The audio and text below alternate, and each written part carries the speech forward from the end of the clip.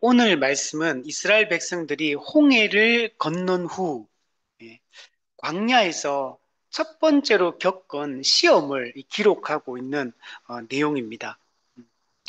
홍해라는 그 10가지 재앙을 통해 출애굽을 했잖아요. 그 놀라운 역사를 경험했고, 그리고 홍해를 건너면서 놀라운 하나님의 은혜와 구원을 경험을 했습니다. 그리고 나서 드디어 이제 가나안 땅을 향해서 본격적으로 이제 출발합니다. 홍해 때 애국 군대가 수장하시면서 완전히 애국과 결별을 시켰어요. 그리고 이제 세상을 떠나 하나님 나라로, 가나안 땅으로, 약속의 땅으로, 하나님과 함께할 때 누리는 젖과 꿀을 먹을 수 있는 그곳으로 이제 갈 수 있는 모든 이제 기회가 이제 열리게 된 겁니다. 그런데 홍해를 건넌 후에 건너자마자 불과 얼마 안 됐는데 바로 첫 번째 시험을 기록을 하고 있습니다. 그렇게 우리 15장에서 모세와 이스라엘 백성들의 찬양을 우리가 살펴봤어요. 하나님께서 행하신 놀라운 그 일에 대해서 정말 기뻐하고 감격하며 높이 찬양을 했거든요. 그리고 사실 우리 요거는 살펴보지 않았는데 우리 19절부터 21절 말씀에 보시면 미리암의 노래가 나옵니다. 이 미리암의 노래도 모세의 노래와 동일하게 하나님께서 홍해 사건 가운데 행하셨던 놀라운 그 일을 찬양하는 내용이에요.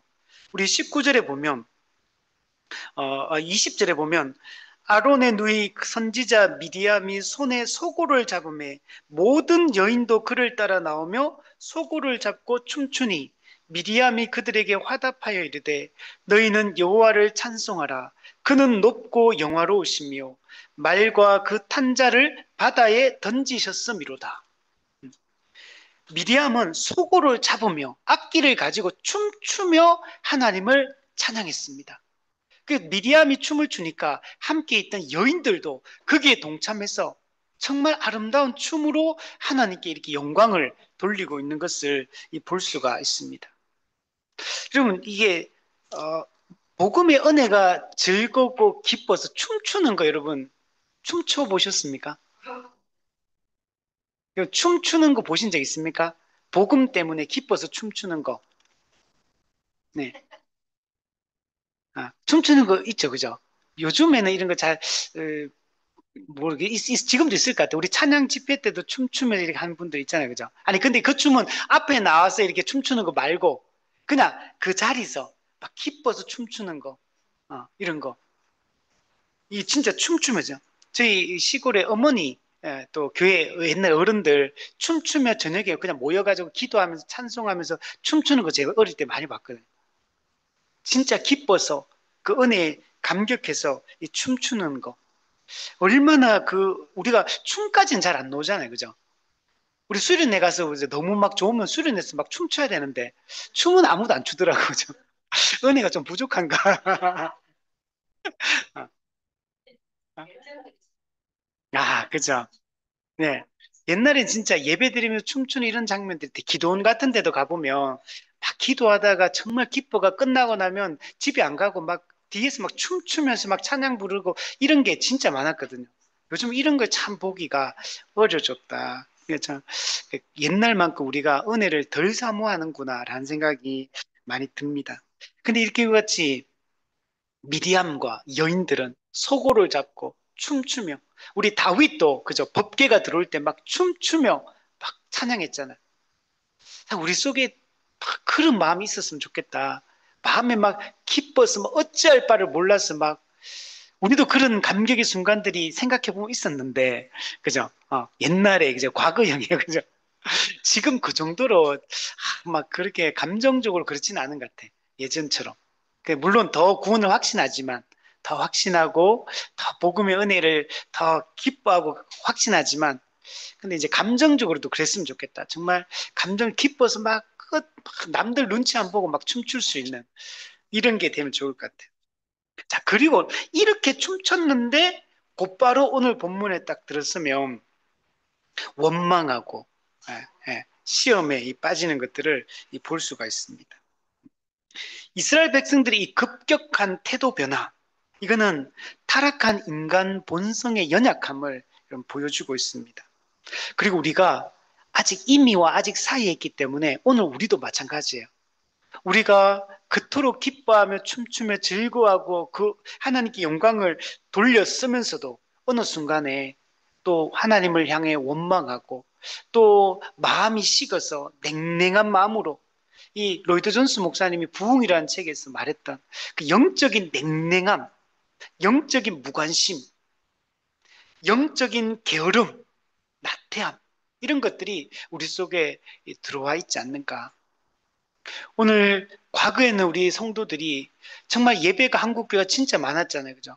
주일 오전 예배, 오후 예배, 수요 예배, 금요 기도회, 또 뭐 구역 예배, 그죠? 뭐 이렇게 또 새벽 예배, 이렇게 막 예배를 진짜 많이 드리고 또 이게 모이기도 힘들고 우리 예전에는 토요일 되면 교회가 북적북적했죠. 항상 모든 교회가 어른들도 아이들도 그냥 교회가 주일 준비한다고 막 하고 그죠? 뭐 주부 만들고 찬양팀 연습하고 식사 당분도 준비하고 청소하는 분들 해서 주일날 근데 지금은 다 시간을 그게 안 써요.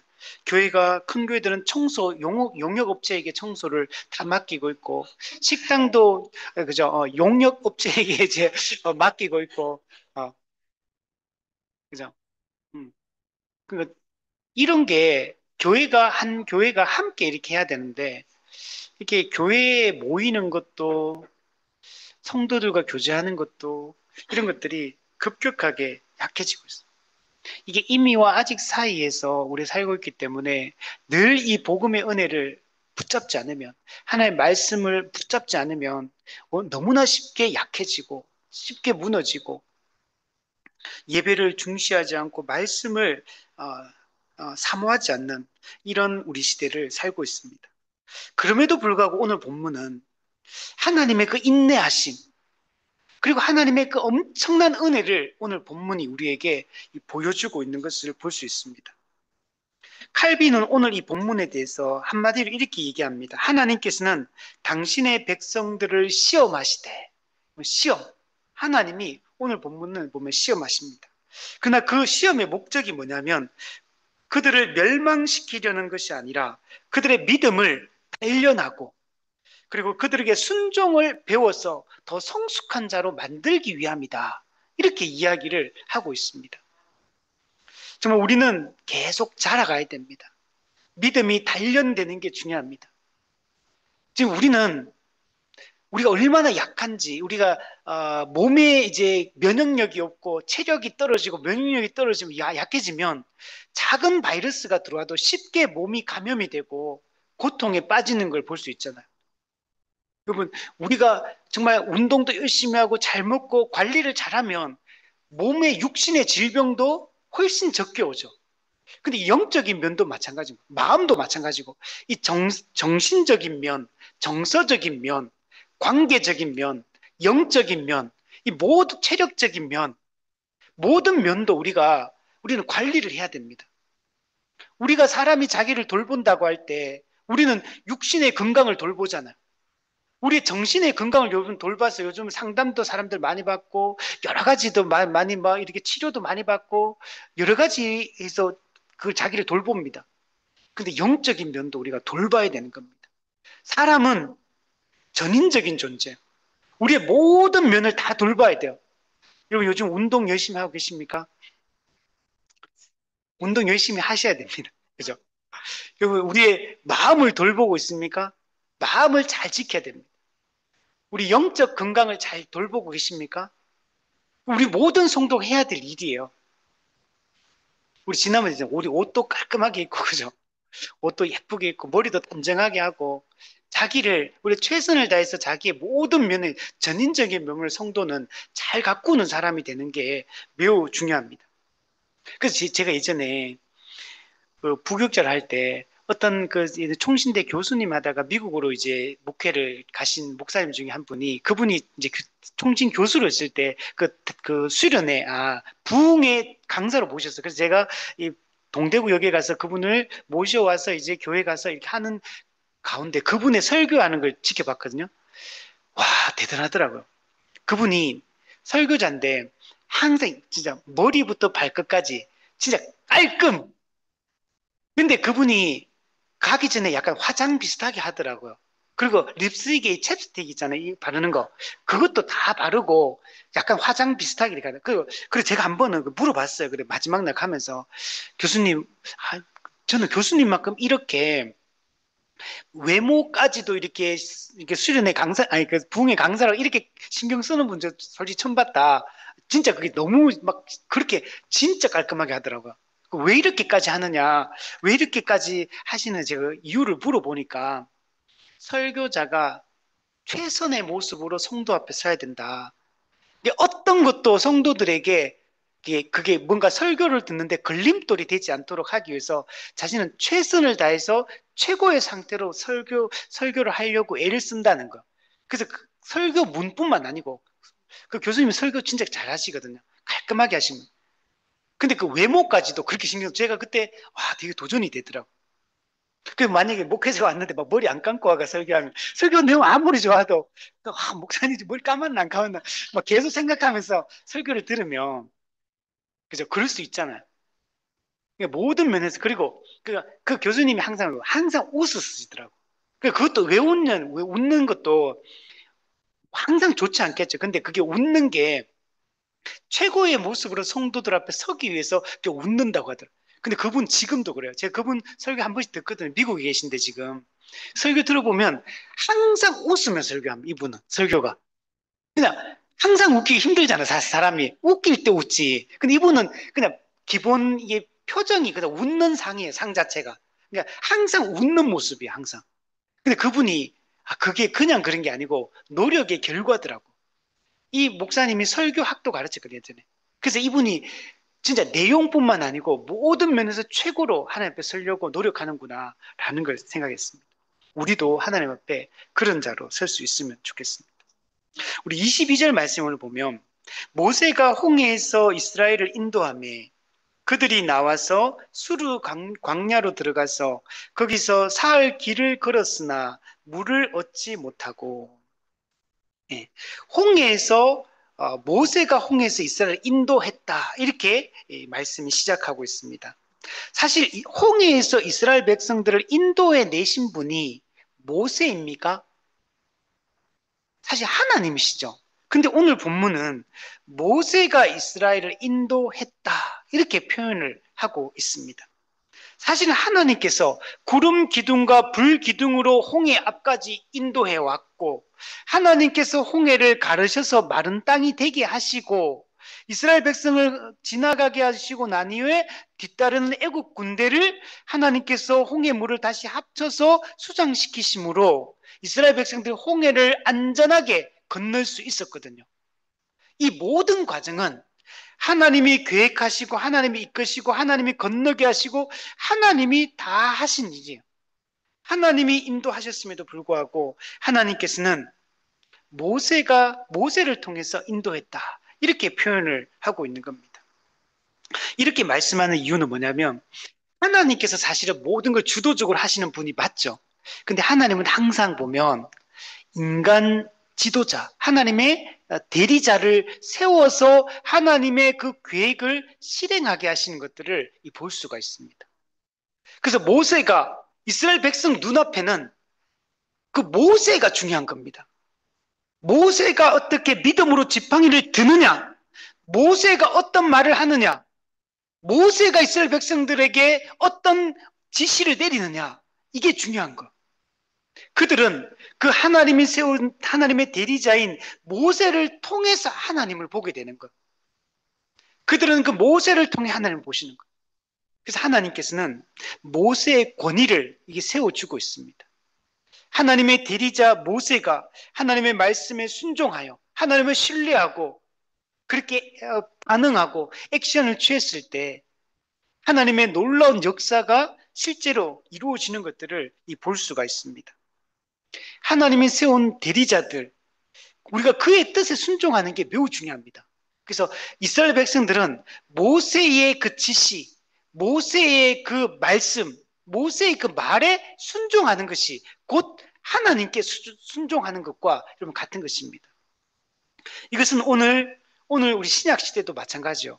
우리 초대교회 때는 하나님 누구를 세우십니까? 사도들을 세워요. 사도들을 통해 하나님이 어떤 분인지, 하나님의 뜻이 무엇인지를 드러내고 있는 것을 이런 볼 수가 있습니다. 그래서 그 신약 시대 때 하나님 백성들이 그, 그 사도들의 그 말에 순종하는 게 매우 중요합니다.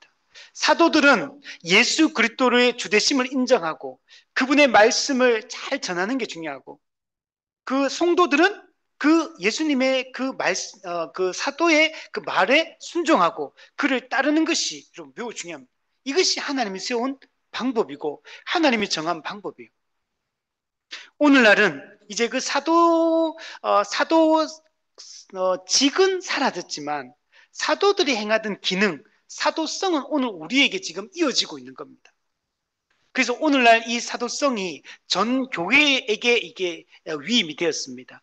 근데 이 교회의 교회를 대표하고 교회를 이끌도록 하나님 누구를 세우냐면 목사와 장로를 세우셨어요. 예수 그리스도의 그 다스리심을 대행하는 존재로서 목사와 장로, 말씀 사역을 감당하는 목사와 장로를 세워서 이 일을 하도록 하셨다는 것을 우리가 알 수가 있습니다. 그러므로 오늘 우리는 교회의 7위회의 이 다스림, 목사와 장로의 이 7위회의 다스림, 그 가르침에 순종하고 그 다스림을 잘 받아들이는 것이 매우 중요한 것이다 라고 말할 수 있습니다. 이스라엘 백성들은 홍해에서 나와서 수르 광야로 여러분 들어갔습니다. 수르 광야는 애굽과 그 가나안 땅 사이에 있는 이 건조한 사막 지대입니다. 수르 광야, 이 땅으로 들어가는데 이 수르 광야는 반드시 가나안 땅으로 들어가려면 통과해야 될 필수 코스입니다.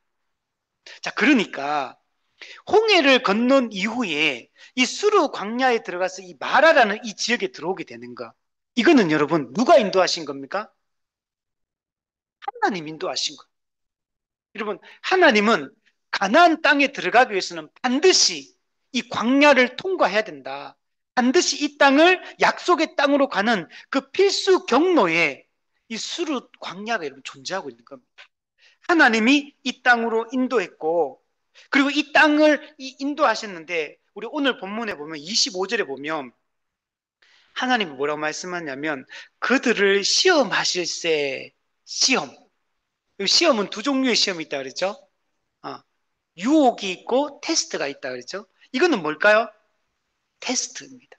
하나님이 의도적으로 이스라엘 백성들을 이 땅으로, 가나안 땅으로 인도해 드리기 위하여 이 수르 광야로 인도하셨고, 하나님이 이 땅에서 테스트 하시는 겁니다.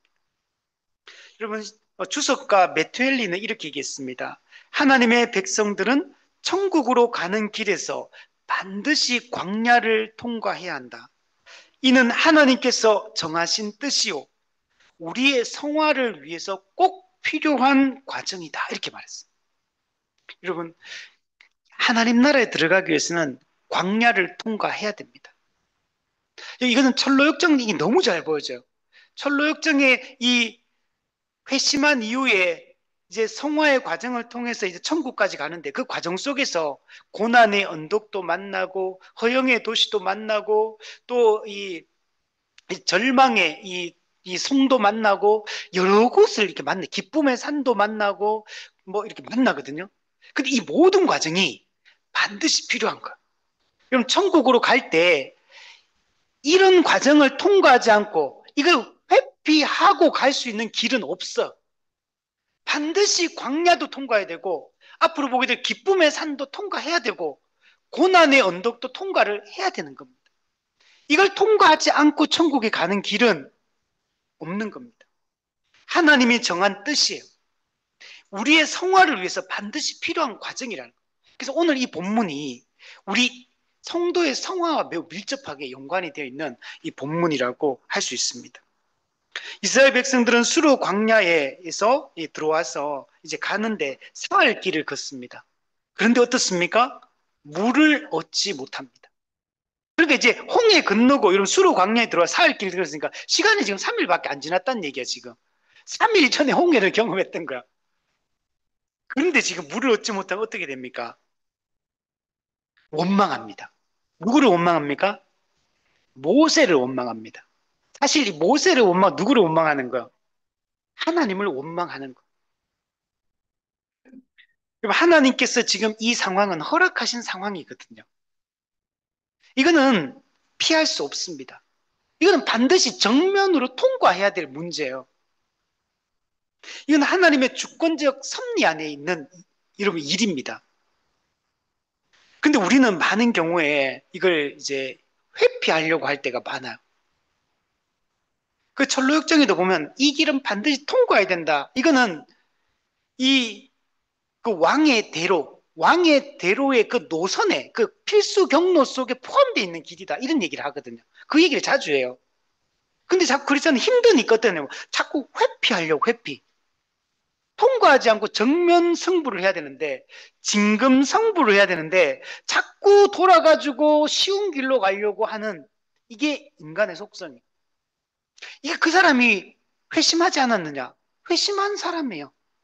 참된 회개 좁은 문을 통과했고 십자가를 만난 사람이에요. 교회의 세례와 성찬을 받는 사람이에요. 그런데도 불구하고 하나님의 전신갑주로 옷 입은 자예요. 그런데도 불구하고 순간순간 유혹이 오고 시험이 오면 넘어지고 자꾸 옆길로 회피하려고 하고 넓은 길로 가려고 하는 이 모습을 자꾸 보이거든요. 우리는 이 상황에서 어떻게 해야 되느냐? 우리는 하나님을 정말 신뢰해야 되는 것. 우리 그렇기 위해서 하나님이 미리 보여주었잖아. 10가지 재앙을 보여주시고 그 홍해를 가르는 사건을 보여주시고 그 이전에 어떻습니까? 지팡이가 뱀이 되는 사건도 보여주고 손에 넣었더니만 문둥병이 생겼다가 또 손에 또 집어넣어 문둥병이 사라지는 것도 경험하게 하시고 계속적으로 경험하게 하시거든. 하나님 누구신가? 그리고 모세를 통해 어떻습니까? 하나님 어떤 분이 계속 말하게 하셨잖아요. 하나님을 전했잖아요. 그런데도 불구하고 우리는 쉽게 하나님의 이 주권적 섭리적 돌보심을 신뢰하지 못할 때가 많아요. 당장 눈앞에 마라, 당장 물이 없음 이것만 보는 거. 이스라엘 백성들이 광야에서 계속 노는 게 있어요. 물 문제하고 음식 문제. 끊임없이 반복되는 거. 웨스트민스터 신앙 고백서에 보면 이 섭리를 어떻게 설명하냐면 하나님께서는 모든 것을 당신의 영원한 작정대로 불변하게 이루어 가신다. 여러분 여기서 모든 것 여기는 그 뒤에 자세한 설명이 나와요. 큰 일도 작은 일도 사소한 일도 중요한 일도 선한 일도 악한 일까지도 하나님의 작정 속에 있다. 그리고 하나님은 자신이 작정하신 대로 이걸 그 로이 존스 목사님은 영원한 결정을 하나님의 영원한 결정 그걸 반드시 이루어 가신다는 거. 그러므로 오늘 지금 당장 힘든 일이 닥치고 당장 어렵다고 해서 이때 원망하고 불평하면 하나님의 섭리를 못 보게 되는 겁니다. 하나님의 섭리를 여러분 못 보고 그냥 모든 걸 우연의 일로 보게 되고 그리고 그 속에서는 원망과 좌절과 불평과 절망과 이런 것만 남게 됩니다. 여러분 우리가 평상시 하나님을 신뢰하고 믿음으로 은혜 가운데 살아가야지만 모든 일이 은혜라고 느껴져요. 모든 일이 하나님의 지금 뜻 안에 있고 섭리 안에 있고 하나님의 주권적 인도하심 안에 있다는 걸 볼 수가 있어요. 평상시 하나님의 은혜 속에 안 잠겨 있으면 그걸 하나님의 은혜라고 생각을 못 하게 돼요. 우리 권사님과 집에 매주 이제 집에 가면서 태워드리면 권사님 자주 하는 말씀이 있어요. 항상 반복적으로 하시는 말씀이 있는데 하늘이 너무 아름답다. 하늘이 매주 말씀하세요. 하늘이 너무 예쁘다. 음. 하늘에 그리고 항상 하시는 늘 감사하다. 모든 게 감사하지 않은 게 없다. 이게 매주 이제 주제는 바뀌는데 매주 반복적으로 나오는 하시는 말씀이에요. 근데 이제 군사님이 진심으로 하시는 거 제가 알거든요. 진짜 모든 일에 대해서 감사하게 생각하는. 그러니까 이거는 평상시에 늘 은혜라고 생각하기 때문에 진짜 감사가 나오는 거잖아요. 우리가 상태 좋을 때 한번 생각해 보세요. 상태 좋을 땐 다 그냥 별로 안 힘들고 상태 좋을 때는 그냥 다 감사하게 생각되고 그렇잖아. 그 상태가 나빠지면 모든 걸 원망, 불평, 섭섭함, 그죠? 이렇게 되는 거잖아요. 여러분, 우리가 하나님을 굳게 신뢰하고 그분을 신뢰하면 모든 게 섭리적 돌보심 가운데 있고 하나님의 뜻 안에서 이게 다 이루어지는 일이라는 걸 믿을 수 있어요. 그러면 이 이스라엘 백성처럼 이 마라를 만났을 때 원망하지 않게 되는 거예요. 여러분, 이거 보시면 모세는 원망을 안 해요. 여러분, 모세한테 물이 따로 주어집니까? 똑같은 상황을 똑같이 겪고 있거든요. 똑같은 상황을 겪는데 어떤 사람은 원망하고 어떤 사람은 신뢰한다는 거. 사람마다 다르다는 거. 평상시에 그 은혜 속에 있는 사람은 이 섭리 관점으로 우리의 삶을 바라보면 기쁨으로 바라볼 수 있어요. 이번 주에 제가 그 기도 제목 하나 올렸었잖아요. 우리 그 이담이 그 올렸잖아요. 사실 저도 이제 약간은 그 전화 받고 좀 기도 부탁을 받고 조금은 약간 염려가 되더라고. 그래서 물론 이제 뭐 그렇게 위험하진 않지만 그 어쨌든 간에 출혈이 조금 있고 근데 수술 부위에서 출혈이 있고 이건 좋은 징조는 아니잖아요. 분명히. 이제 근데도 참 이게 그 이제 그 부모를 보면서 참 믿음이 좋다라는 생각이 제가 항상 들어요. 아, 내가 지금 우리 자녀가 저 상황이면 야 나는 지금 저렇게 담대하게 할 수 있었을까? 아마 나 목회 그만두지 않았을까? 이런 생각도 막 들거든, 사실. 그 정도 일을 겪으면. 근데도 참 그 부부가 참 믿음으로 이렇게 반응하는 거 볼 때마다, 야, 참 대단. 근데 속으로는 얼마나 힘들겠어, 혼자 있을 때는. 얼마나 힘들겠어. 그렇지만 그걸 표현하지 않고 잘 견뎌내고 이겨내고 객관적으로 이렇게 잘 이렇게 생각하는 거 보면 참 대단하다. 하나님을 신뢰하니까 가능한 거죠. 우리 23절, 24절 한번 보세요. 마라에 이르렀더니 그곳 물이 써서 마시지 못하겠으므로 그 이름을 마라라 하였더라. 백성이 모세에게 원망하여 이르되 우리가 무엇을 마실까? 네. 사흘 길을 걸었지만 여러분 아마 사흘 길 걸으면 사실 막 원망이 좀 놓을 것 같긴 해. 그죠? 3일 동안 물을 못 먹는다 생각해 보세요. 그리고 다 광야잖아, 광야. 건조한 사막 지역이요. 아니, 우리 이런 데라면, 가다가 에이, 대충 가면 이제 물 나오겠지, 뭐. 이렇게 생각할 수 있잖아. 건조한 사막에서 이 200만 명이 사는 사람들이 마실 물이 필요한데, 짐승까지도 물을 마셔야 되는데, 3일 걸었는데 물이 없어. 우물도 못 만났단 말이에요, 그 말은. 우물이 말랐단 얘기예요. 그러면 원망 넣을 것 같아요. 그죠? 아마 제 생각에는 저는 한 1.5일 정도 지나면 짜증내지 않을까. 그죠? 그냥 원망해요. 이것을 물이 써서 마시지 못하니까 이걸 마라라고 했다는 거. 이 마라라는 말 자체가 히브리 단어가 이 쓰다라는 의미거든요. 물이 있긴 있는데 물이 써서 마실 수 없는 물. 목마를 때 마실 수 없는 물. 저는 물이 진짜 마시고 싶은데 물을 마실 수 없는 상황을 만나보신 적 있나요, 혹시? 그냥 뭐 고속도로 타고 가다가 뭐 마시고 싶은데 1시간 후에 마실 수 있어. 이런 거 말고 진짜 마시고 싶은데 마실 수 없다. 물이 진짜 귀하고 물이 진짜 마시고 싶다. 이런 거 경험해 본 적. 우리 권영훈 성도님 군대에서 행군할 때. 아, 논에 있는 물을 마셨어요? 네. 우리 선배형제도 혹시 마셔봤나요? 없어요? 저도 딱 생각나면 군대에서 그 훈련소서 훈련을 제가 6월 달에 입소를 했는데 진짜 더웠어요. 그냥 막 훈련 받는데 막 너무 막 목이 너무 마른 거야. 그러면 이제 50분 훈련하고 10분 휴식할 때 그 소금물이 있거든, 소금물. 소금하고 물하고 같이 있잖아, 그죠? 그거 너무 단 거야. 근데 한 번은 유격 훈련 갔는데 물을 정말 마실 수 없는 게 시간이 오래동안 또 물을 안 주더라고. 야, 정말 그때 막 목이 좀 타들어가고 행군할 때도 저도 진짜 그 보면 내과가 흐르거든요. 행군할 때 우리도 그 보면 옆에 들어가가 물 마시고 싶은 유혹이 진짜 장난 아니에요, 진짜. 이게 갈 때 수통에 물을 한 통 넣어 가거든. 12시간 걷다 보면 물을 홀짝홀짝 마시가 조금 있으면 물이 없어. 마시면 안 되는데, 원래는. 물 진짜 조금씩 마시가 나눠가지고 마셔야 되는데, 너무 목마르니까 밤새도록 그러니까 너무 목마르니까 막 덥고 막 여름에.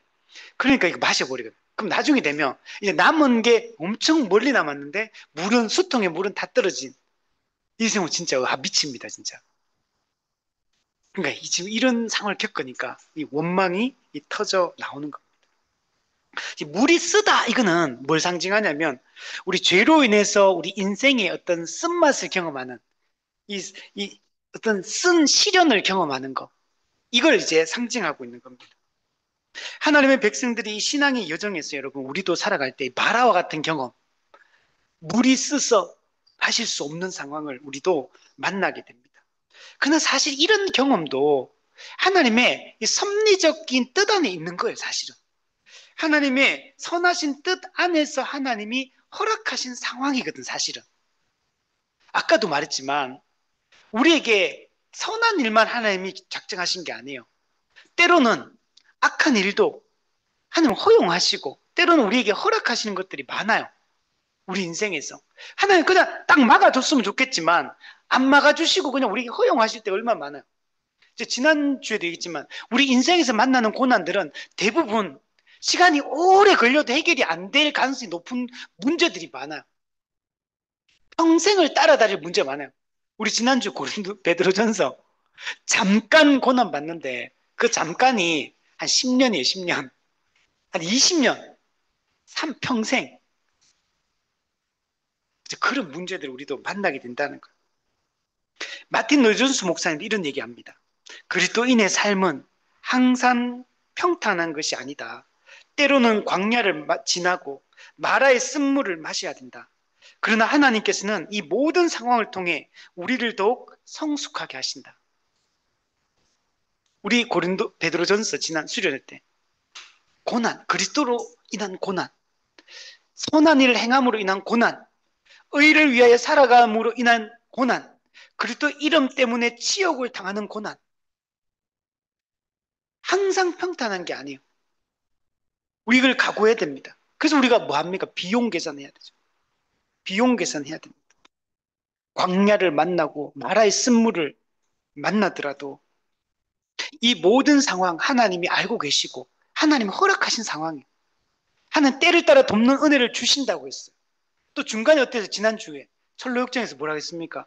고난의 언덕을 올라갈 때 너무 힘들어가 뛰어가다가 걸어가다가 기어서 올라가야 돼. 기어서라도 올라가야 되고 그 너무 힘들어서 기어 올라갈 때 하나님 어떻게 합니까? 중간에 쉴 수 있는 정자를 만들어 두신다 그랬잖아요. 그걸 믿어야 돼요.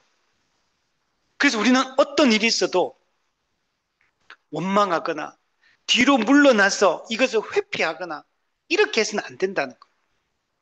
우리는 거기서 버티고 견디고 기어서라도 고난의 언덕을 꼭대기까지 올라가야 됩니다. 우리 인생에 어떤 이런 어려움이 있습니까? 지금도 우리 머릿속에는 우리 각자 다 있습니다. 없는 사람은 없어요. 다 마음에 짓누르는 문제가 있어. 이거, 그죠? 오랫동안 내 마음을 짓누르는 문제. 해결될 기미도 안 보여, 이런 것들. 그죠? 노력해도 아무런 변화가 없어. 그리고 또 실제로 이런 문제인데 어떤 거냐면, 내 노력하고 아무 상관이 없어. 다 외적인 거야, 외적. 내가 노력한다고 해결되는 문제 자체가 아니야, 이런 문제가. 근데 그건 내 앞에 떡하니 버티고 있고, 나를 짓누르고 있는 문제예요. 버텨야 됩니다.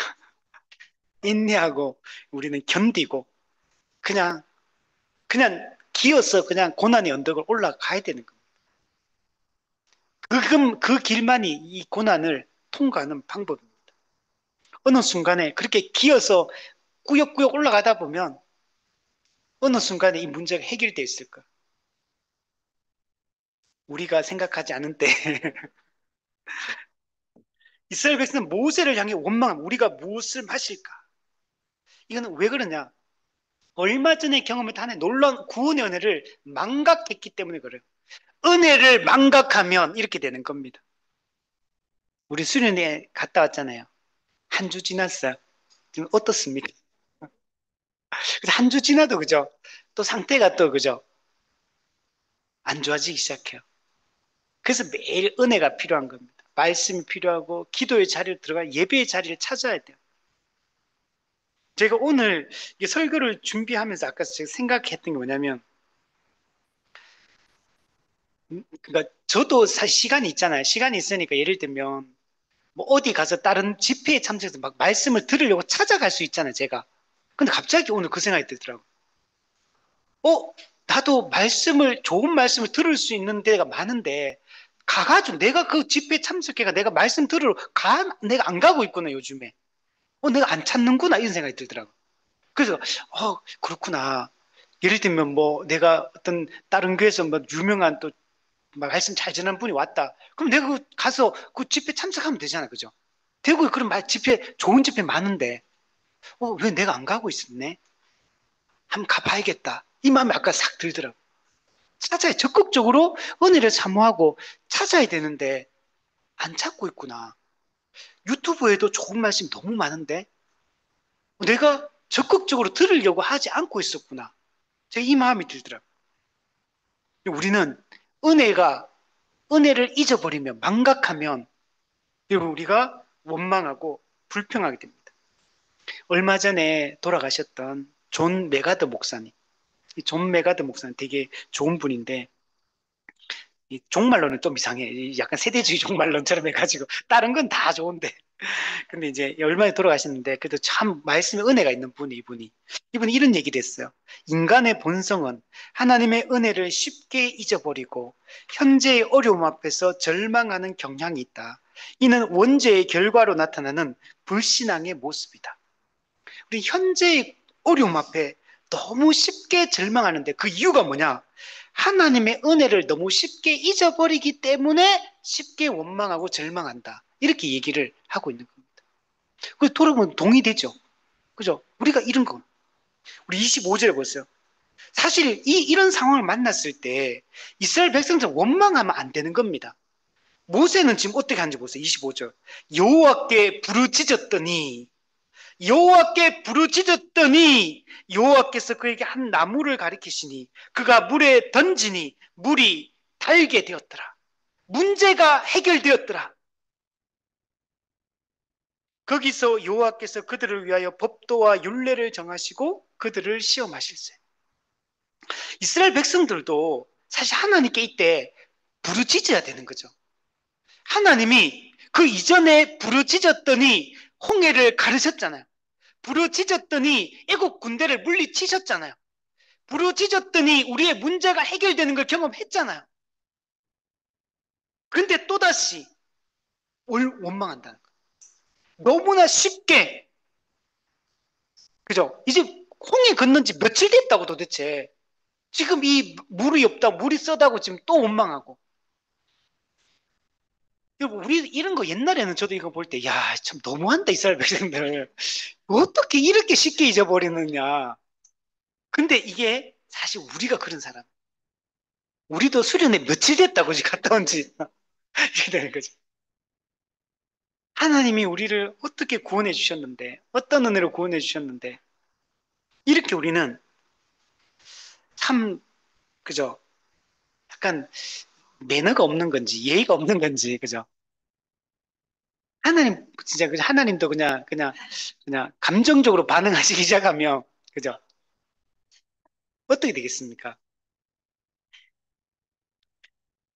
어, 모세는 원망하지 않고, 또 그렇다고 해서 이스라엘 백성들을 막 화는 나겠지만, 백성들을 막 책망하거나 화내는 장면은 안 나와요. 대신에 하나님께 부르짖고 있습니다. 모세는 자신의 능력, 우리의 능력으로 이 문제를 해결할 수 없다는 걸 알고 있어요. 그래서 하나님이 이 문제를 해결해 줄 수 있다는 걸 확신하고 부르짖는 것. 기도는 아무나 할 수 있는 게 아니에요. 기도는 하나님을 신뢰하지 않는 사람은 기도를 못 합니다. 제가 며칠 전에 그 기독교 유튜브를 하나를 보다가 어떤 미국의 목사님인데 그분이 이제 그 대학교 교수님이기도 한 것 같아요. 그래서 학생들하고 신학교 같아요. 제가 보니까 영상을 찍어서 올려놨는데 그 뭐라고 어떤 여학생이 질문을 하더라고요. 하나님께 왜 기도해야 되느냐? 질문의 내용이 그거야. 왜 기도해야 되느냐? 이렇게 하니까 그 교수님이 이제 그게 대해 답변하는 내용이에요. 왜 기도가 필요해? 기도를 해야지만 우리는 내 뜻을 버릴 수 있고 하나님의 뜻을 우리가 붙잡을 수 있다. 그죠? 하나님을 붙잡으려면 기도 안 하고는 붙잡을 수 없다. 그러니까 기도라는 자체가 뭐냐면 하나님을 붙잡고 하나님을 의지하는 행위라는 것. 하나님께 의존하고 그분을 견고하게 붙잡는 행동이 기도 그 자체라는 것. 그러니까 기도라는 게 그분의 말씀으로는 그거야. 그러니까 기도를 통해 뭔가를 내 목적을 이루는 그 자체가 중요한 게 아니다. 내가 간구하는 게 응답받고 하는 그 자체가 중요한 게 아니고 내 뜻을 포기하고 하나님의 뜻에 나를 맞추고 하나님께 내가 전적으로 의존하고 의탁하는 거. 이거 자체가 기도 행위가 중요한 이유다라고 설명을 하더라고. 그죠? 모세가 여호와를 신뢰하지 않았다면 부르짖지 않았겠죠. 모세는 지금 하나님 베푸신 은혜를 기억하고 있는 거예요. 아니 그 더 한 단계 더 들어가면 하나님의 약속의 말씀을 그걸 붙잡고 있는 거예요. 약속을 신뢰하고 약속을 붙잡고 있는 사람만이 하나님을 붙잡을 수 있는, 그분께 기도할 수 있는 겁니다. 그리고 실제로 어떻게 됩니까? 문제가 해결되잖아요. 이 쓴물이 단물로 여러분 바뀝니다. 우리도 여러분 하나님께 부르짖어야 됩니다. 근데 하나님이 놀라운 방법으로 이 문제를 해결합니다. 그냥 하나님이 물의 성질을 그냥 확 순간에 바꿔볼 수 있잖아. 그 가나 혼인잔치에 포도주를 물로 바꿀 듯 합니까? 특별한 행동을 안 하거든요. 그냥 떠서 갖다 주니까 그냥 포도주로 바뀌어 있었어. 근데 물의 성분이 언제 바뀌었는지도 몰라요. 사실은 이럴 수 있어요. 미리 물을 하나 싹 바꿔놓고 떠주니까 포도주가 될 수도 있고, 믿음으로 행동을 하니까 물을 떠서 붓는 순간에 성질이 변할 수도 있어요. 어쨌든 간에 이렇게 바뀔 수 있잖아요. 근데 오늘 본문 어떻게 합니까? 그렇게 하지 않고 한 나무를 지시하고 그 나무를 물에 던져라 라고 지시를 한 거예요, 하나님께서. 그리고 모세는 그 지시에 그냥 액션을 취한 겁니다. 만약에 모세가 옛날의 모세였다면, 미디안 광야에 숨어 살고 있던 가시떨기 산에 만나기 전에 모세였다면 이 무슨 이 해괴망측한 방법인가, 무슨 이거 말도 안 되는 방법인가라고 생각할 거예요. 이해가 됩니까? 나무를 잘라가 물에 던지니까 물의 성질이 바뀐다는 게 이해가 됩니까? 과학적으로 불가능하잖아요. 근데 하나님이 지시하셨고, 그러니까 하나님이 지시하셨기 때문에, 홍해를 가르신 그 하나님이 지시하셨기 때문에, 출애굽하게 한 하나님이 지시하셨기 때문에, 가나안 땅을 주시겠다고 약속하신 그 하나님이 약속하셨기 때문에, 천지를 창조하신 그분이 말씀하셨기 때문에 그 지시를 따르는 거. 우리 인간의 경험으로, 우리 합리성으로 자꾸 이해하려고 하지 마세요. 그냥 성경이 말하면 고, 성경이 가지 말라 하면 그냥 스탑 하면 되는 거예요. 그냥 하나님 그분을 신뢰하고, 하나님 그분의 성품을 신뢰하고, 그분의 약속을 신뢰하고, 우리 인간의 상식으로 이해되지 않는다 하더라도 하나님이 이전에 행하셨던 일들을 기억해 보세요. 그게 다 이해가 됩니까? 다 이해 안 되는 일들이에요. 그죠? 하늘에는 새가 나른다. 이해가 됩니까? 홍해가 갈라진 게 이해가 됩니까? 우리가 이해되어서 하나님을 믿는 게 아니에요. 그래서 터툴리안이 삼위일체 트리니티라는 말을 처음으로 했던 사람이 터툴리안이거든요. 터툴리안이 뭐라 했냐면 나는 이해되지 않기에 믿는다 이렇게 말했어요. 이해되어서 믿는 건 믿음이 아니에요. 이해되지 않기 때문에 믿는 게 믿음이라는 거예요. 근데 우리는 근거 없이 믿는 게 아니에요. 그분이 특별 계신 성경을 통해 자기가 어떤 분인지를 분명히 계시해 주셨기 때문에 이 말씀을 통해서 우리는 그분이 어떤 분인가를, 그분이 행하셨던 이 사역들을 살피면서, 그 행하심을 살피면서 우리는 그분이 어떤 분인지 믿고 신뢰하는 겁니다. 우리는 그래서 그분을 신뢰할 수 있는 겁니다. 근데 여러분, 한 나무를 지시해서 하는데 이거는 하나님의 초자연적인 개입이에요. 이것도 하나님이 지금 계속 자신이 어떤 분인지를 드러냅니다. 하나님이 전능한 하나님이라는 사실을 명백하게 드러내고 있어요. 10가지 재앙을 통해, 홍해를 마르는 사건을 통해, 또 이 나무를 던져서 물의 성질을 바꾸는 것을 통해서 하나님이 자신이 전능한 하나님이라는 사실, 그 전능한 하나님이 지금 우리와 함께 계시다는 사실을 믿게 하고 있는 것. 지금도 엄연히 지금 구름 기둥과 불 기둥이 하늘에 떠 있어요. 지금 하나님을 명백하게 보고 그분이 어떤 분인가를 신뢰할 수 있도록 하나님이 이끄시고 있다는 것들을 보게 됩니다. 칼빈은 이 부분을 이렇게 얘기합니다. 하나님은 자연적 수단을 사용하시되, 나무라는 건 자연적인 거잖아. 자연적 수단을 사용하시되 초자연적인 방법으로 역사하게 하심으로써, 초자연적인 방법, 나무를 던졌는데 물이 바뀌어요. 이거는 초자연적인 거잖아.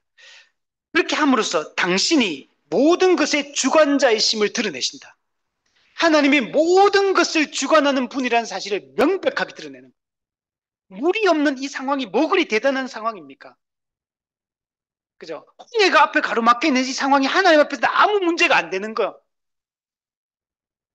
오늘 우리가 가지고 있는 건강의 문제, 우리에게는 아주 심각한 문제이지만 하나님의 눈앞에서는 작은 문제에 작은 문제에 불과한 것. 취업의 문제, 결혼의 문제, 노후의 문제, 재정의 문제, 뭐 어떤 게 우리의 문제입니까? 우리한테 심각한 거고, 우리한테 큰 문제고, 우리한테는 죽을 문제지만 하나님 앞에서는 작은 문제에 불과한 거. 그렇지 않나요? 하나님께 이게 큰 문제입니까? 하나님은 초자연적인 방법으로 당신이 주관자이시 모든 것의 주관자이시고 모든 것의 주인이심을 여러분 드러내고 있는 겁니다.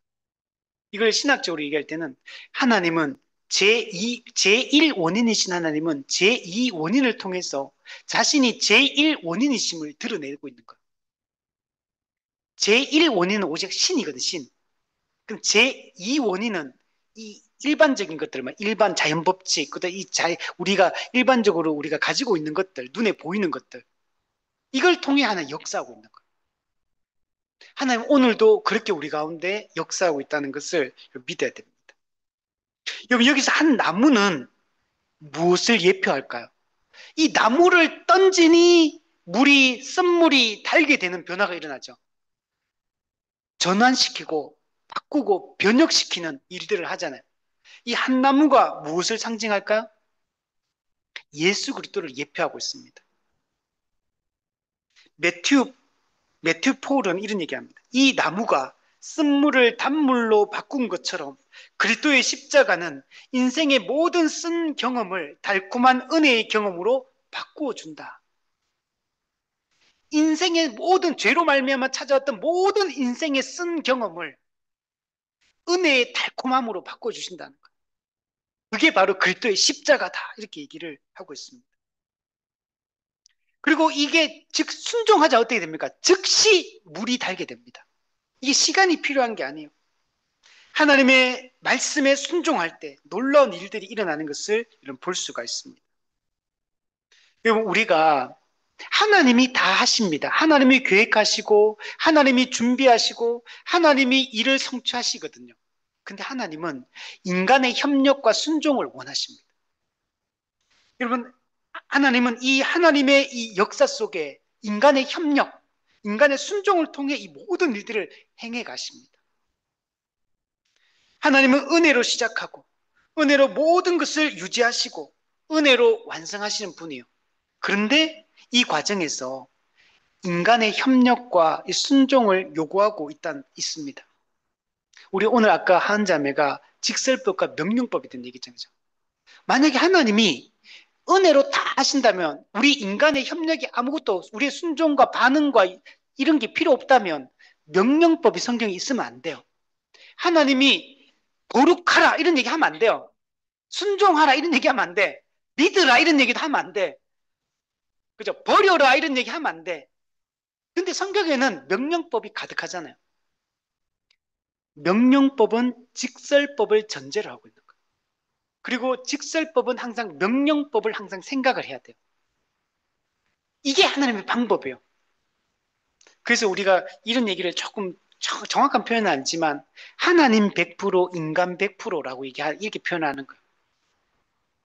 모든 것은 사실 하나님의 은혜입니다. 하나님의 전적인 은혜고 하나님의 100%예요. 근데 사실은 우리 인간 100%라고 생각하고 살아야 돼요. 이게 올바른 정확한 방식이에요. 힘을 써야 돼요, 여러분. 더욱 힘써. 예. 애쓰고 힘써 그러잖아요. 힘쓰고. 굳게 할지어다. 굳건하게 할지어다. 견고하게 하라. 강하게 하라. 예. 우리 복음 핵심의 그 교재에 보면 그 내용이 나오죠. 우리가 적극적으로 우리가 능동적인, 그죠? 우리가 적극적인 우리의 반응이 요구되는 거예요. 신앙생활은 그렇게 해야지만 믿음이 강하게 지킬 수 있어요. 이걸 잘못한 사람은 은혜만 강조하고 하나님의 주권만 강조한 사람들이 있죠. 누굽니까?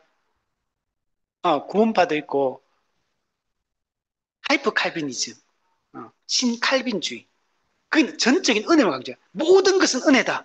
인간은 전적으로 타락했고 아무것도 할 수 없다. 인간의 선한 게 아무것도 나올 수 없다. 전적으로 하나님의 은혜를 의지하고 하나님의 주권적 섭리만 기대하자. 물론 맞아. 그 말은 틀린 말은 아니에요. 근데 거기에 인간의 협력이나 우리의 순종이나 인간의 반응이 없다는 얘기를 하는 게 아니거든요. 이게 개혁파의 가르침이에요.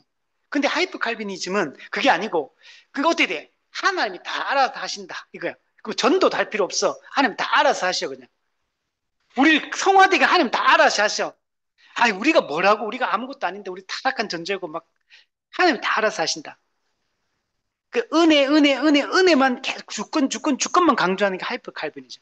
그렇게 되면 어떻게 되냐? 인간에 대해서 어떻게 자기에 대해서 염세주의로 빠지게 돼. 회의주의로 빠지게 돼. 나중에 결국에는. 그래서 하이퍼 칼빈이즘으로 이렇게 지나가잖아요. 결국은 그 사람들은 염세주의에 빠지게 돼요. 그렇게 나중에 그렇게 가면 자살로 끝나는 경우가 많아요. 이렇게 가면. 근데 성경은 100% 하나님의 주권이라고 얘기해요. 100% 하나님 은혜라고 믿어요, 우리도. 근데 그게 하나님은 마음의 소원을 두고 우리로 하여금 행하게 하시는 분이에요. 마음의 소원은 우리가 일으킬 수 없어요.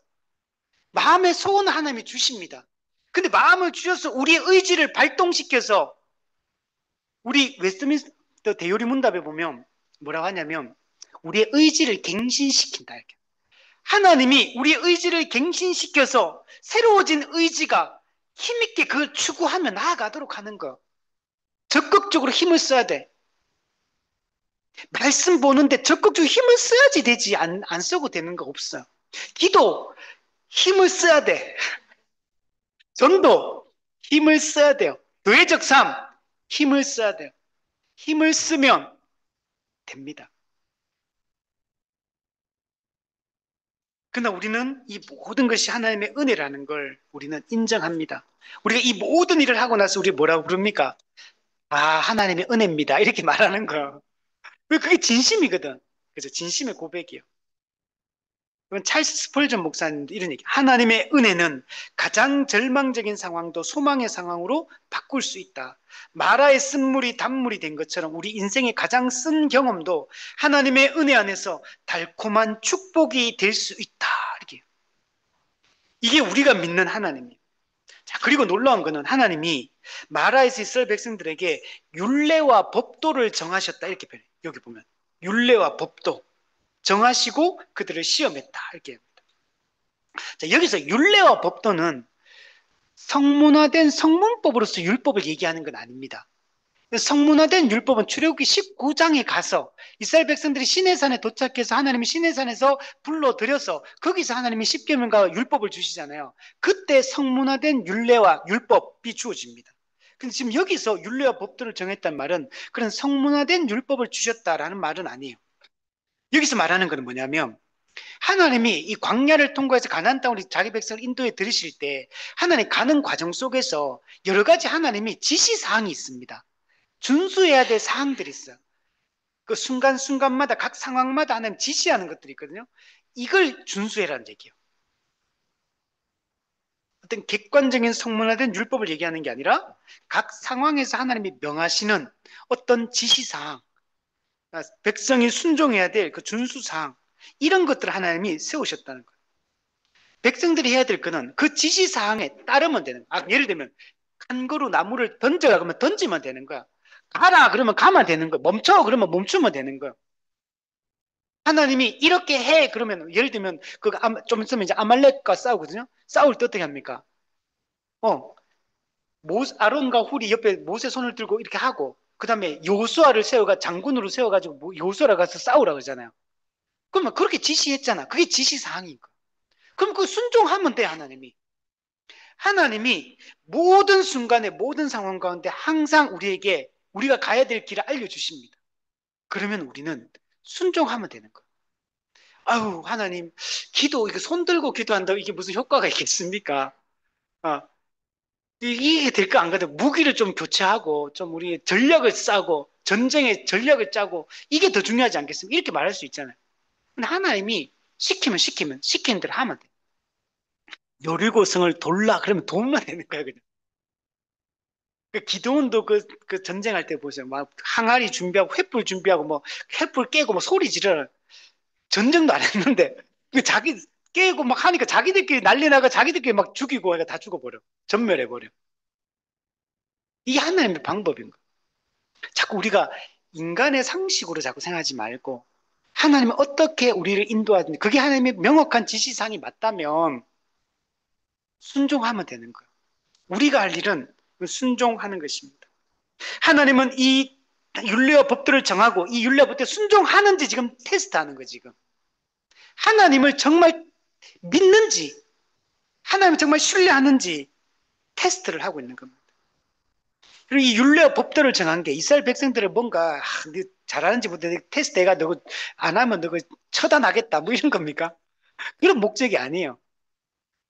이건 하나님 이 백성들로 하여금 하나님의 뜻을 알게 하고 이들을 거룩한 삶으로 인도하고 그들을 결국 가나안 땅으로 인도하고 성숙한 하나님의 백성으로 세우기 위해서 이 율례와 법도를 정하신 거예요.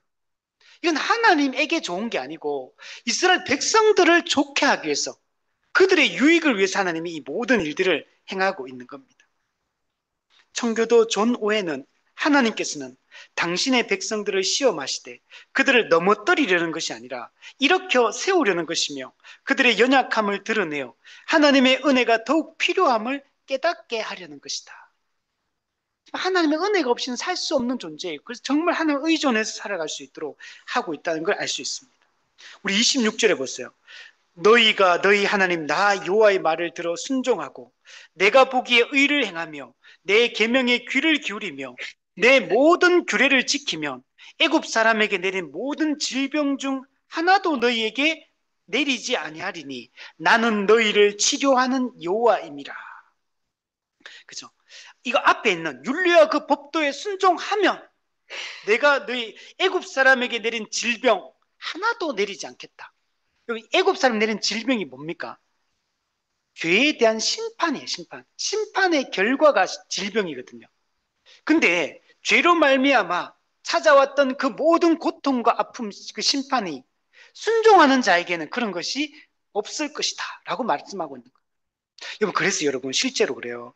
이 땅에서 말씀에 순종하여 살아가는 사람이요. 나중에 죽어서 천국 가는 것뿐만 아니고 실제로 이 땅에서도 여러분 모든 면에서 잘 될 가능성이 높습니다.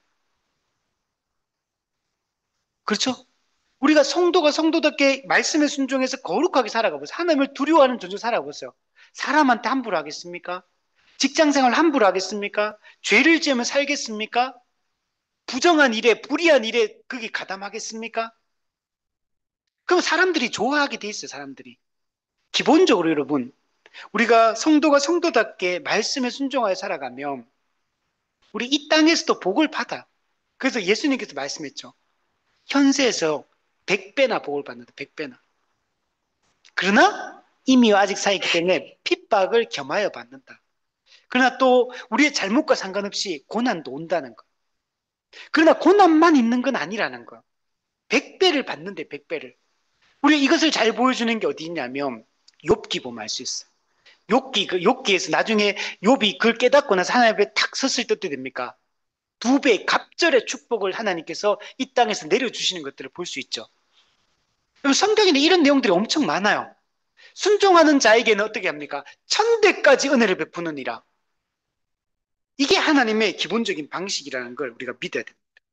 자, 그런데 오늘 본문에 보면 약간 조건부 약속. 순종하면 복을 받지만, 이렇게 말하니까 조건부 약속이에요. 순종을 조건으로 질병으로부터의 보호를 약속하고 있는 겁니다. 그래서 조건적 약속 같이, 조건부 약속처럼 보여요.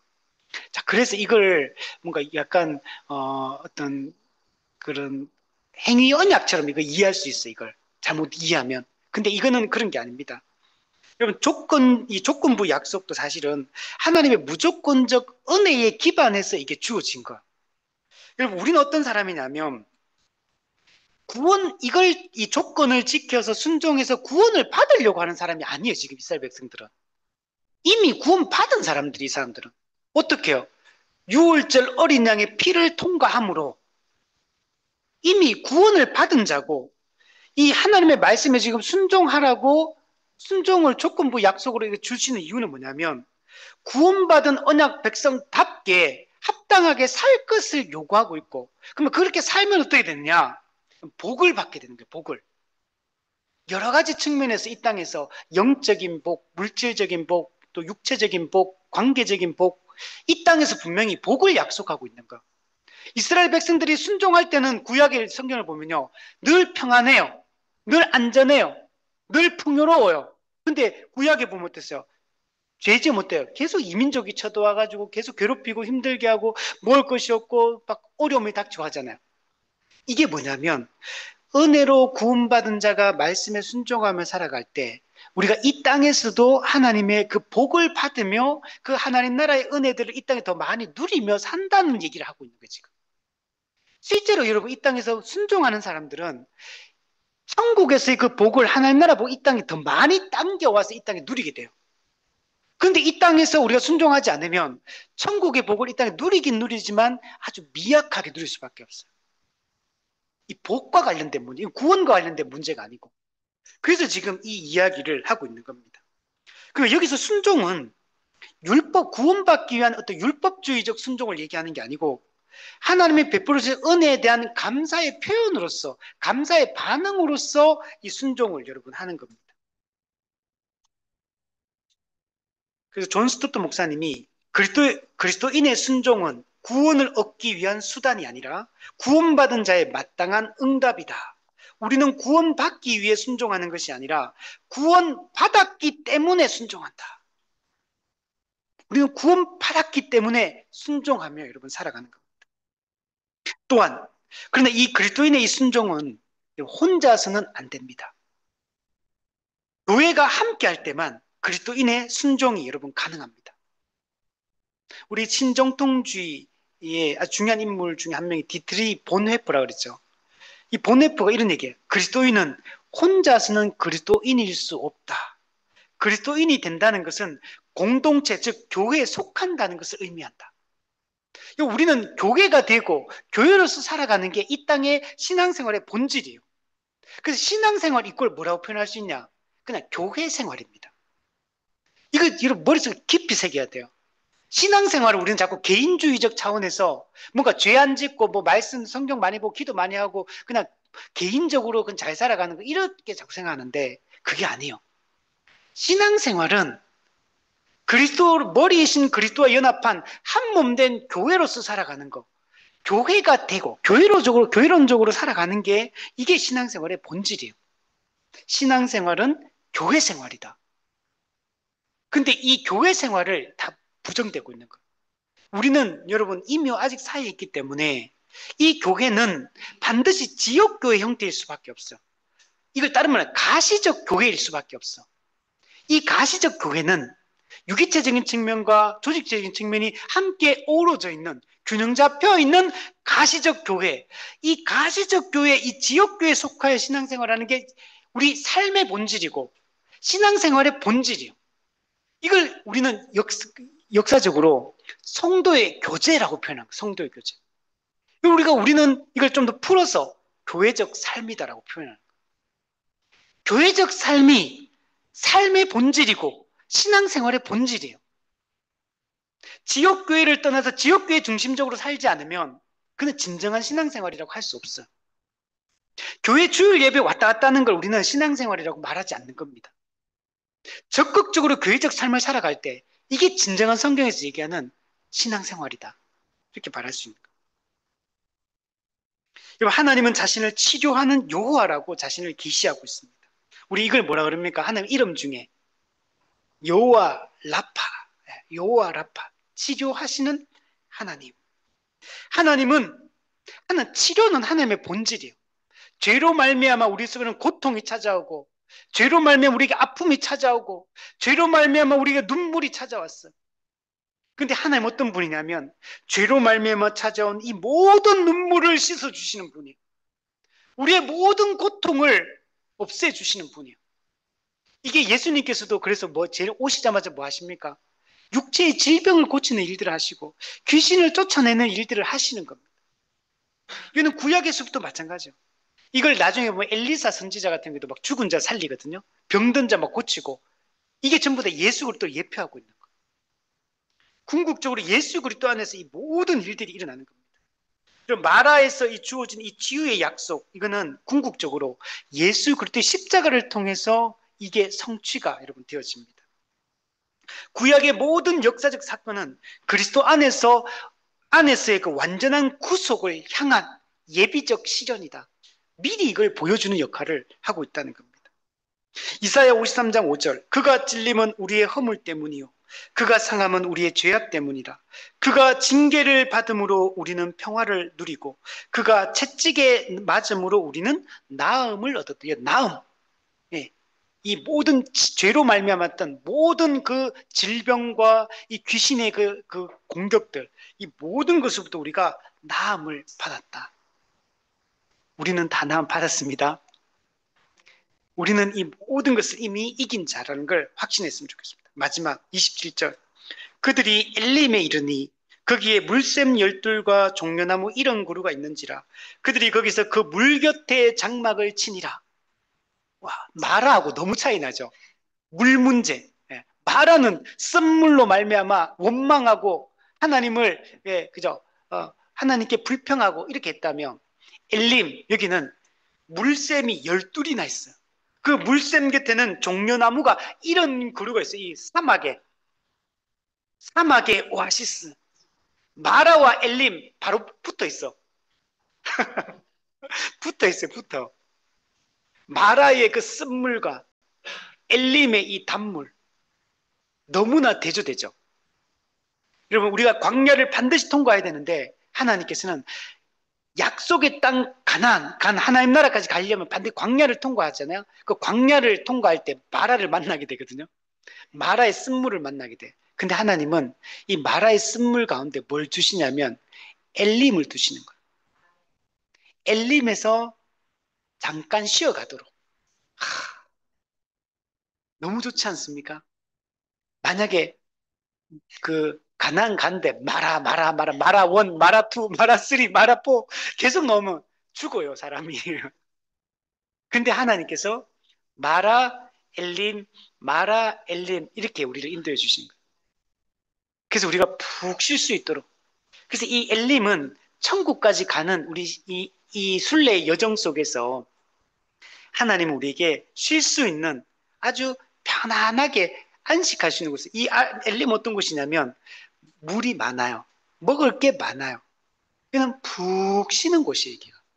이곳으로 우리를 인도해 주시는 것들을 볼 수 있습니다. 그러면 이 엘림은 결국 그리스도 안에서 누리는 안식을 또 상징하고 있는 겁니다.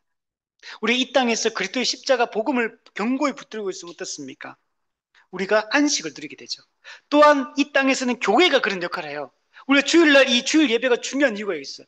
일주일 동안 바쁘게 이 땅에서 막 광야 같은 세상에 막 살다가 주일날 오아시스 와가지고 푹 쉬는 거 얘기였어. 이게 교회적 삶의 본질이에요. 그래서 주일이 우리에게 중요합니다. 하나님은 시험하신 후에 반드시 위로의 시간, 안식의 시간, 회복의 시간을 우리에게 주는 겁니다. 마라에 쓴 경험 이후에는 반드시 엘림의 달콤한 안식이 우리를 기다리고 있는 겁니다. 엘림은 하나님 나라를 상징하는 가나안 땅에서 그 안식을 미리 맛보는 순간입니다. 여러분 이게 철로역정의 이 장면을 잘 보여주는 구절이 있어요. 철로역정에 기쁨의 산이 있거든요. 계속 막 영적 전투하면서 막 계속 걸어가다가 어느 순간에 기쁨의 산에 도착합니다. 이 기쁨의 산은 어떤 곳이냐면 천국으로 가는 그 여정 속에서 잠시 쉴 수 있도록 예수 그리스도께서 마련하신 장소예요. 엘림과 똑같은 역할을 해요. 그래서 여기서 순례자들은 마음껏 물을 마시고 음식을 먹고 또 몸을 씻어요. 우리 여행하면 찝찝하잖아요. 한번 탁 샤워 딱 하면 얼마나 깔끔하고, 그죠? 그래서 먹을 거 풍성하고, 마실 물, 깨끗한 침대 탁 주어지면은, 그래서 힘을 얻어가 또 여행을 출발할 수 있잖아요. 그죠? 이곳이 바로 기쁨의 산이에요. 이거는 예수 그리스도께서 자기 백성을 위해서 준비해 두신 것이에요. 이 기쁨의 산. 여기서 또 어떤 일이냐면 목자들의 보살핌이 있어요. 목자들이 말씀으로 위로하고 천국을 다시 되새겨주고 우리가 누구인지를 되새겨주고 다시 천국을 향해 우리 가야 된다 목적지를 다시 알려주는 역할, 영적 교훈을 주는 게 이 기쁨의 산이에요. 그래서 크리스찬도 철로 이 기쁨의 산에서 엄청난 힘을 얻어요. 근데 무엇보다도 이 엘림이 기쁨의 산이 중요한 이유가 있어요. 기쁨의 산에는 기쁨의 산 안에 작은 언덕이 있는데 이 언덕의 이름이 뭐냐면 맑음이에요. 맑음. 맑음이라는 언덕. 맑음이라는 언덕에 딱 올라가서 망원경으로 다 앞을 목적지를 딱 보거든요. 천국이 보이기 시작해요. 그 전까지는 천국이 한 번도 안 보였거든. 천국이 약속만 있지 한 번도 뭔가가 희미하게라도 천국이라는 게 아직 안 보였어. 기쁨의 산에서 맑음이라는 언덕에 올라갔을 때 천국이 드디어 눈으로 육안으로 보이기 시작해요. 그토록 바라던 그 천국이 눈에 희미하지만 멀리서나마 천국이 눈앞에 내 눈으로 보이기 시작하는, 이게 이스라엘 백성들이 광야를 통과해 40년 지나서 모압 평지에 딱 가거든요. 모압 평지에서 요단강을 잇고 딱 지나고 여기 가나안 땅이에요. 여기 가나안 땅. 그 모압 평지에서 가나안 땅은 날씨가 맑으면요. 맑은 날에는 눈으로 다 보여요. 거리가 안 멀어요. 눈으로 다 보여. 가나안은 하나님 나라 상징하거든요. 이스라엘 백성들이 이 모압 평지에 딱 들어서서 모세가 여기서 죽어요. 그리고 이제 여기서 이제 들어가거든요. 그리고 여리고성을 탁 지나가는데. 근데 이곳이 어디냐? 기쁨의 산이 그런 역할을. 천국이 처음으로 눈앞에 진짜 손에 잡힐 듯한 곳에 내 눈에 육안으로 보이기 전. 그 전까지는 그냥 약속만 믿고 계속 걸어왔던 길이었거든. 어디요? 천국이 눈에 들어오기 시작하는 순간. 천국을 미리 맛보고 안식을 이곳에서 누립니다. 그래서 한번 이 천국을 여기서 맛보고 눈으로 희미하지만 천국을 보기 시작하니까 더욱더 천국에 대한 소망으로 가득 차져서 그래서 이제 천국을 향해서 마지막 힘을 내서 이제 가게 되는 힘이 여기서 나오는 거예요. 그럼 이 맑음이라는 언덕에 올라가야 돼. 맑음이라는 언덕이 뭘 상징하느냐? 우리 마음이 깨끗한 상태를 얘기해요. 우리의 마음이 천국을 향한 소망으로 가득 차 있고, 우리의 마음이 은혜의 복음으로 가득 차 있고, 우리가 영적으로 깨어있는 이 상태, 이걸 맑음이라는 언덕이라고 표현해요. 우리가 여러분 성도라고 해서 항상 영혼이 맑은 게 아니에요. 우리의 상태가 늘 맑은 게 아니야. 흐리멍텅하고, 그죠? 영적 게으름에 빠져 있고, 우리 그럴 때가 많아요. 근데 우리가 늘 영적으로 맑음의 상태를 해야 돼. 우리 날씨 있잖아요. 맑음. 우리 영혼의 맑음. 이번 한 주 영혼의 맑음. 영혼의 비움 이런 거 안 됩니다, 여러분. 맑음. 그러면 천국이 보이기 시작하는 거예요. 우리가 이 상태를 계속 잘 우리 이루었으면 좋겠습니다. 결론. 마라를 만납니다. 마라는 반드시 통과해야 돼요. 하나님이 우리의 믿음을 테스트하는 곳입니다. 그러나 이 마라는 우리가 하나님을 굳게 붙들고 있고 은혜를 붙들고 있으면 마라가 아닙니다. 믿음이 없는 자에게, 하나님 붙들지 않는 자에게, 기도하지 않는 자에게, 예배하지 않는 자에게는 마라가 되지만 기도하는 자에게는, 말씀을 붙드는 자에게는, 하나님을 예배하는 자에게, 성도의 교제를 하는 자에게는 마라는 여러분 하나님의 은혜와 능력과 주권을 경험할 수 있는 곳이고 곧바로 그들은 엘림을 경험할 수 있는 곳이요. 마라를 경험한 사람은 곧바로 엘림을, 이 마라에서도 엘림을 어느 정도 경험하는 거예요. 여기서도. 근데 마라만 계속 경험하는 사람은 엘림을 못 만납니다. 하나님을 신뢰하는 사람이 엘림을 만나는 게 누구에게는 엘림이 찾아오는 게 아니에요. 믿음을 붙들고 있고 은혜를 붙드는 사람이 엘림을 경험하는 거지. 기쁨의 산에 올라가도요. 맑음이 아니면 천국이 안 보입니다. 엘림의 그 물샘과 종류가 그 70그루 나무를 경험 못해요. 그래서 이 땅에 교회 다녀도 이 땅에서 어떤 사람은 천국 갈 때까지 천국을 경험 못하고 사는 사람도 있고, 어떤 사람은 이 땅에 매일 매 순간이 천국을 경험하는 날일 수도 있고, 매일 매 순간이 기쁨의 산에서 맑음의 언덕에서 천국을 바라보며 그 천국의 안식을 이 땅에 미리 앞당겨서 맛보며 매일매일 맛보며 기쁨 가운데 살아갈 수도 있고 평안 가운데 살아갈 수도 있고, 누구는 구원받았지만 영적 흐림 가운데 늘 매일 매 순간이 흐림으로 살아가는 사람도 있다는 거. 그러면 이 땅에서 평안을 맛볼 수 없어요. 안식을 맛볼 수 없습니다. 우리는 이 땅에서 정말 천국을 미리 맛보며 살아가는 그런 우리가 되었으면 좋겠어요. 그래서 물샘 열둘이 뭘 상징하겠습니까? 하나님의 백성 12지파를 상징해요. 하나님은 모든 하나님의 백성에게 충분한 물과 양식과 그 기쁨을 제공해 주는 분입니다. 물샘 종려나무 70그루, 70 숫자 7 곱하기 10, 완전수 7 곱하기 충만수 10. 그리고 우리에게 충만한 안식과 충만한 기쁨과 충만한 풍요를 우리에게 하나님은 제공해 주는 분이에요. 이 땅에서도, 여러분 이 엘림에서도 충만한 천국의 기쁨을 우리는 맛볼 수 있는 자예요. 우리가 은혜를 붙들고 하나님을 신뢰하고 그 약속을 굳게 붙들고 천국을 향해 가나안을 향해 나아가면 이 땅에서도 그 중간역에서도 우리는 충만한 기쁨을 맛볼 수 있다. 성도는 예수 그리스도 안에 이미 그것은 다 이루어진 일이고 이 땅에서도 우리는 충만을 맛볼 수 있다. 그런 우리가 되었으면 좋겠습니다. 마라를 만날 때 엘림을 경험할 수 있는 그런 우리가 다 되었으면 좋겠습니다.